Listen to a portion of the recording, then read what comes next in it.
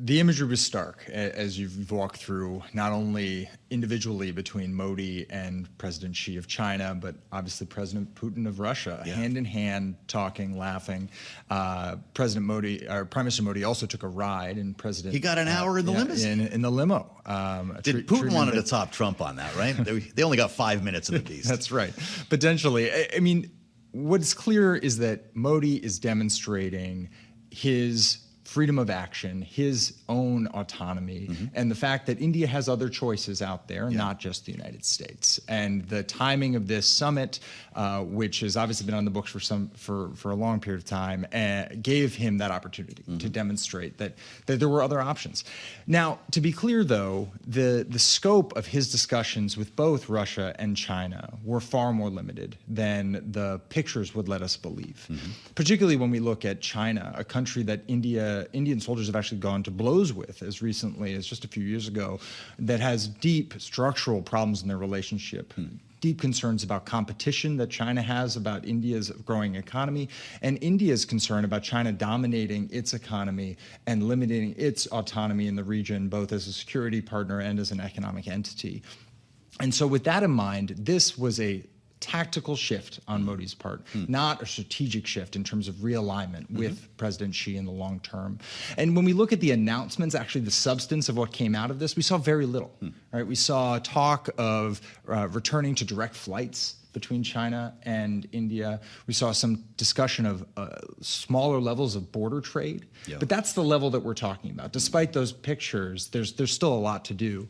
And with Russia, we saw a much friendlier relationship, right? Putin and Modi see themselves as strategic partners and have for some time. Modi was demonstrating directly, a pushback against the White House, that he could still have his relationship and that he was going to continue to buy oil and trade with Moscow. And all of that designed for both the domestic audience and for those in Washington to understand that they can't push him around. Well, it's really interesting that the White House was having this conversation last week ahead of this taking place. And I want to go back to what Peter Navarro said here on the program when he was referring to India purchasing Russian oil to the benefit of Moscow and its war machine in Ukraine. Here's what he said. Everybody in America loses because of what India is doing. The consumers and businesses and everything lose, and workers lose because India's high tariffs cost us jobs and factories and income and higher wages. And then the taxpayers lose because we got to fund Modi's war. We've got to fund Modi's war. What role, just backing away a little bit from the specifics of what he just said, is the war in Ukraine playing in this relationship? So the reality for Modi is that Ukraine is not front of mind, right? He's thinking about... It's a non sequitur. It's a separate discussion. But people see them laughing and shaking hands thinking that, these bad guys were funding the war. Prime Minister Modi is simply looking for the cheapest oil for as many people as he can. Is it as simple as that? How about President Xi? So for both of them, oil prices are important, right? I mean, it makes up a large portion of their need. Both of them are very dependent on energy imports. And as you said, for Modi, this is about cheap oil. It is about a broader strategic relationship with a key defense partner in Russia. But Modi has tried to work his way in the middle, maintaining a strong relationship and developing a relationship with Ukraine and Russia, and even trying at times to push for that peace agreement, but not risking his own political capital to do so.